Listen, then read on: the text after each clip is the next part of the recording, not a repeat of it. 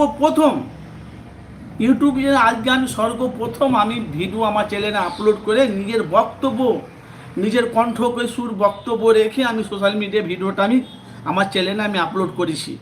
ভাই আপনারা জানেন আমার চ্যানেলের নাম ছিল, চ্যানেলের নামটাকে আমি পরিবর্তন করেছি। এফএস আনারুল মিডিয়া ছিল, সে নামটাকে পরিবর্তন করে আমি চ্যানেলের নাম রেখেছি বাংলা প্রকাশ রিপোর্ট।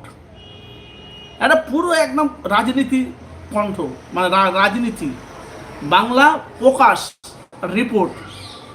তো আমি ভাই যে যেখান থেকে আছেন আগামীকালকে আপনারা সকাল সকাল চলে আসবেন। আমি আজকে ভাই বলা বলি একটু কাজে আমি ব্যস্ত ছিলাম, আর বলা বলি আপনারা জানেন যে আমি এখন লাইভে আসি না, অনেক দিন ধরে ভাই লাইভে আসিনি। আমি এমনি সকালবেলা ফজরের নামাজ পড়ে আমি যখন মর্নিং করতে যাই একটু শর্ট লাইভ দিই। তাছাড়া আমি অনেক দিন পর আপনাদের কাছে লাইভে এলাম। আমি এফএস আনারুল মিডিয়া ফুরফুরা শরীফে উপচে পড়া মানুষের ঢল এখন অবধি নেমে গেছে। কেনা ফুরফুরা শরীফে যে দাদা হুজুর মুজাদ্দের জামান কুতুবে আল্লাহ দাদা হুজুর পীর কেবলা রহমতুল্লাহ আলাহে ওনার বড় সাহেবজাদা, ছোট সাহেবজাদা সহবান সিদ্দিকী আব্বাজান, যিনি শুক্রবারের দিন দাদা হুজুরের দরবারে গেটের সামনে অনেক ভালোবাসা মানুষের সাথে মুসাফা করত। আমি দেখেছি, যার ভালো লাগে নজরানা দিত, নজরানা না দিল কোনো অসুবিধা নেই, কিন্তু মানুষের সাথে ভালোভাবে ভালো ব্যবহার কথাবার্তা করতে আমি দেখেছি স্বয়ং। ওনার কথাবার্তা, ওনার চালচলন একটু আলাদা। আর অর্থাৎ যতদিন সমান সিদ্দিকী আব্বাজান মানে বেঁচে ছিলেন হায়াতে, আমার নিজের চোখে দেখা বড় দরবারে কোন মেয়ে ছেলেকে দাদা হুজুরের দরবারে যে বাউন্ডারি ঘেরা আছে পাশে ভিত্ত দিত না। বেদাত তো উনি বলে তো বেদাত নিষেধ করতো। আমাকে বলতে ওই মিডিয়া ওই মেয়েগুলো বলতে সরাও বাবা সরাও সরাও, আমরা দেখেছি, আমাকে তো নিজে খুদ বলেছে। অথচ আমাকে দাদা হুজুরের দরবারে ভিডিও করতেও আমাকে নিষেধ করতো, কিন্তু আমি তো লাইভ দিই, মানুষের কাছে সত্যটা তুলে ধরি।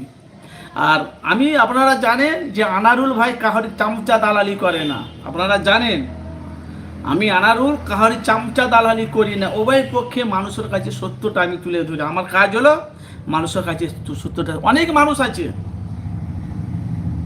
অনেক মানুষ আছে তারা এক একটা তারা দলকে ধরে তারা রাজনীতি করে, তারা সাপোর্ট, তারা রাজনীতি এক একটা দলকে ধরে তারা ভিডিও আপলোড করে, ওদের হয়ে কথা বলে, ওদের পক্ষে লড়ে। কিন্তু একটা সাংবাদিক মিডিয়া এর কাজ নয়। একটা মিডিয়ার কাজ হলো উভয় পক্ষে মানুষের কাছে সত্যটা তুলে ধরা। আমি তোমার কাছেও ভালো, আমি ওর কাছেও ভালো, আমি তোমার কাছে খারাপ হবো না, আমি ওর কাছেও খারাপ হবো না। আর এখন কি হচ্ছে, সব 5 আটা মিডিয়া হয়ে গেছে, 5 আটা 500 টাকা মারছে, তোমার হয়ে কথা বলছে। আরে ভাই আমরা তো দেখতে পাচ্ছি 500 টাকা দিচ্ছে, তোমার হয়ে কথা বলছে। কিন্তু একটা মিডিয়ার কাজ কি, যেমন বিজেপির 5 আটা দাঁড়ালেরা বিজেপির হয়ে কথা বলছে, আর বাকি সত্যগুলো তারা চেপে রাখছে, আর যেগুলো ঘটেনি সেগুলো মানুষের কাছে প্রকাশ করছে। সবান সিদ্দিকী আব্বাজান কোন রাজনীতি করতো না, আমি আমার মুখ দিয়ে আমি কোনোদিন দেখিনি তো কোনো রাজনীতিতে কোন কথাবার্তা বলেছে না। ওনার ইউটিউব জগতে অনেক জলসা আছে, আমার ওনার ভিডিও আমার চ্যানেলে আছে তো বলা বলি কথা ভাই, সুখের ছায়া কেড়ে নিয়ে চলে গেল।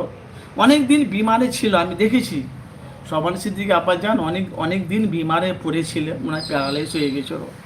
আল্লাহ পাক যেন ওনাকে জান্নাতুল ফেরদৌস যেন নসিব করে। তো যারা যারা দেখছেন প্রত্যেকটা ভাইকে বলবো, আমি তো ভাই বরাবরই কথা লাইভে আসি না, তো মোটামুটি লাইভে আসবো ঠিক 9:30 10টার পর লাইভ আসবো, সময় আছে, সময় এলে লাইভে আসবো। আর আপনারা জানেন যে রাজনীতি নিয়ে আমি মানুষের কাছে সবসময় সত্যটা তুলে দিই, হকের কথা বলি, ন্যায়ের কথা বলি। তো যেখান থেকে ভাই একটু কমেন্ট করবেন যে দাদা হুজুর মুরিদগণেরা যারা যারা আছে, যারা মুজাদ্দের জামান কুতুবেলা দাদা হুজুর পীর কেবলা রহমতুল্লাহ আলাহের বড় সাহেবজাদা, ছোট সাহেবজাদা আবদুল্লাহ সিদ্দিকী চাচাজান ইন্তিকাল করেছে, এখন মরহুম, ভালো করে বুঝবেন।